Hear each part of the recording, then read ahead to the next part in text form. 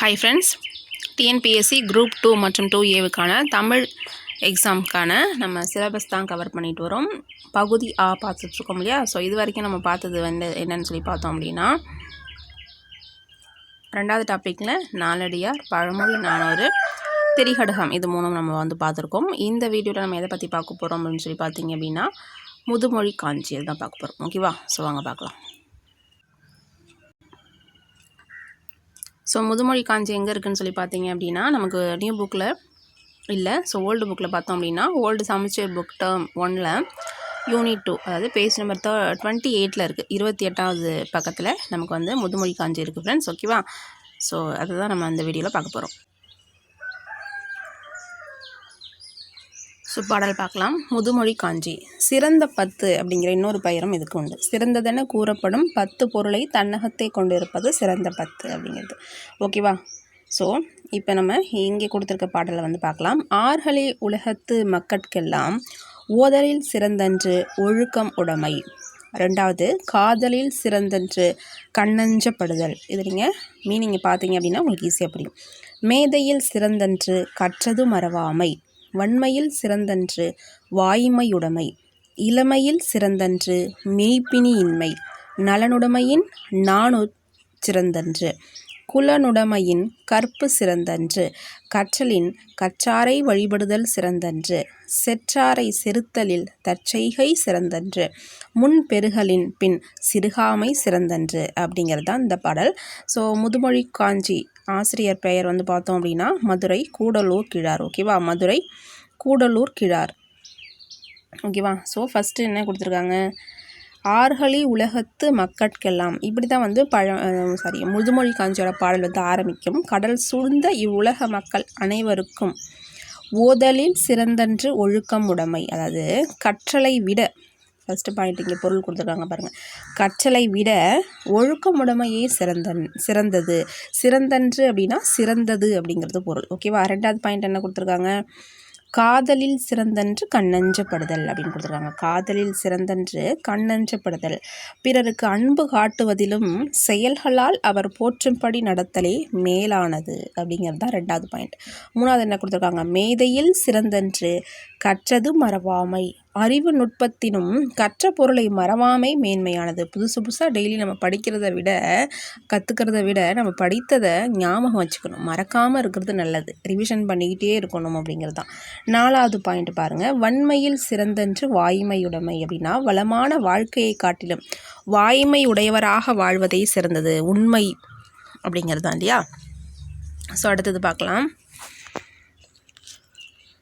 இளமையில் சிறந்தன்று மெய்ப்பினி இன்மை. இளமையை காட்டிலும், இளமையில் எப்படி இருக்கணுமா? நோயற்ற வாழ்வு வாழ்வது தான் சிறந்தது அப்படின்னு சொல்கிறாங்க. அடுத்தது, நலனுடைமையின் நாணுச்சிறந்தன்று அப்படின்னா, நமக்கு அழகுடையவராக இருப்பதினும் நாணமுடையவராக இருப்பதே மேலானது அப்படிங்கிறது சொல்கிறாங்க. அடுத்தது, குலனுடைமையின் கற்பு சிறந்தன்று. குல பெருமையை விட ஒழுக்கமுடைமையே சிறந்தது அப்படின்னு சொல்கிறாங்க. எட்டாவது பாயிண்ட் சிறந்த நூல்களை, அதாவது கற்றலின் கற்றாரை வழிபடுதல் சிறந்தன்று.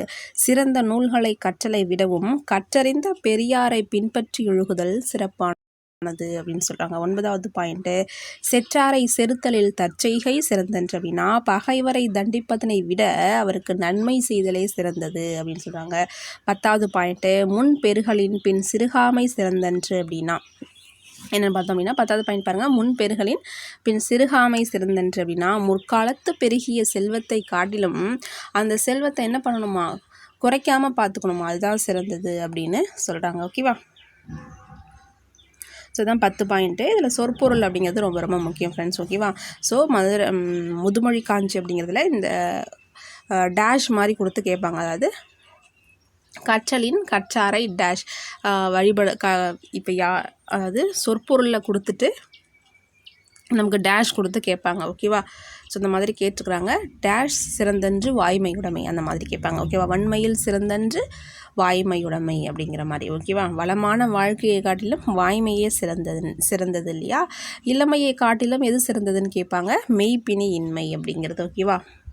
நோய் இல்லாமல் வாழ்வது தான் சிறந்தது. கற்றலில் கற்றாரை வழிபடுதல் சிறந்தது.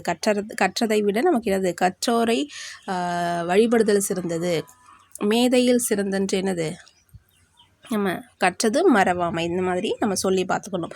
அடுத்தது பொருள் பார்க்கலாம். ஆர்கழி அப்படின்னா நிறைந்த ஓசையுடைய கடல், காதல் அப்படின்னா அன்பு, ஓகேவா. மேதை அப்படின்னா அறிவு நுட்பம், வன்மை அப்படின்னா ஈகை, கொடை ரெண்டுமே சொல்லலாம், ஓகேவா. வன்மை அப்படின்னா ஈகை கொடை, பிணி அப்படின்னா நோய், மெய்னா உடம்பு, நாணம் அப்படின்னா செய்யக்கூடாததனை செய்ய அச்சப்படுதல். இதெல்லாம் உங்களுக்கு தெரியுங்கிறதுனால தான் நான் ஃபாஸ்ட்டாக சொல்கிறேன், ஓகேவா. அதில் முக்கியமானது பார்த்திங்க அப்படின்னா ஆர்கழி அப்படிங்கிறது வன்மை, ஈகை கொடை, ஓகேவா. பிணினா நோய் எல்லாருக்கும் தெரியும், நாணம் அப்படின்னா தெரியும், செய்யக்கூடாததனை செய்ய அச்சப்படுதல், சிறந்தன்று அப்படின்னா சிறந்ததுன்னு அர்த்தம், வழிபடுதல் அப்படிங்கிறது, ஓகேவா. ஸோ அடுத்தது ஆசிரியர் குறிப்பு பார்க்கலாம். மதுரை கூடலூர் கிழார் தான் முதுமொழி காஞ்சியை இயற்றியிருப்பார். அவர் பிறந்த ஊர் தான் கூடலூர் அப்படிங்கிறது. இவர் தம் பாடல்களை நச்சினார்க்கினியர் முதலிய நல்லுரை ஆசிரியர்கள் மேற்கோள்களாக கையாண்டுள்ளார்கள். சங்க காலத்துக்கு பின் வாழ்ந்தவர் தான் மதுரை கூடலூர் கிழார். முதுமொழி காஞ்சி அப்படிங்கிறது காஞ்சி திணைகளில் ஒன்று, ஓகேவா. 14 கீழ்கணக்கு நூல்களில் ஒன்றான இந்த நூல் உலகியல் உண்மைகளை உலகிற்கு தெளிவாக எடுத்து இயம்புகிறது அப்படின்னு சொல்கிறாங்க. இப்போ லாஸ்ட் குரூப் 4 பார்த்தீங்க அப்படின்னா மணிமொழி கோவைன்னு கொடுத்துட்டு 3 நூல்கள் கேட்டிருந்தாங்க இல்லையா. ஸோ எக்ஸாம் எழுதியிருந்தீங்க அப்படின்னா கண்டிப்பாக தெரிஞ்சிருக்கும், எழுதியிருப்பீங்க எல்லாருமே. கோவை, மணிமொழி கோவை, அதில் அந்த 4 மணி கடிகை, முதுமொழி காஞ்சி, அறவுரை கோவை அப்படிங்கிறது தான் அதோட பொருள், ஓகேவா. ஸோ அறவுரை கோவை அப்படிங்கிறது நம்ம முதுமொழி காஞ்சியை தான் குறிப்பிட்டாங்க. இதில் 10 அதிகாரங்கள் உள்ளன. ஒவ்வொரு அதிகாரத்திலும் 10 செயல்கள் உள்ளன. இந்நூல் 100 பாடல்களால் ஆனது, ஓகேவா. ஸோ 10 அதிகாரம் இருக்குது. ஒவ்வொரு அதிகாரத்திலும் 10 பாடல் வீதம், நமக்கு 100 பாடல்கள் இருக்குது, ஓகேவா. ஸோ முதுமொழி காஞ்சி கற்போரின் குற்றங்களை நீக்கி அறம்பொருள் இன்பங்களை அடைவதற்கான வழிமுறைகளை அறிவுரைகளாக சொல்லி நம்மளை நல்ல வழியில் நடத்தக்கூடியது அப்படின்னு சொல்கிறாங்க.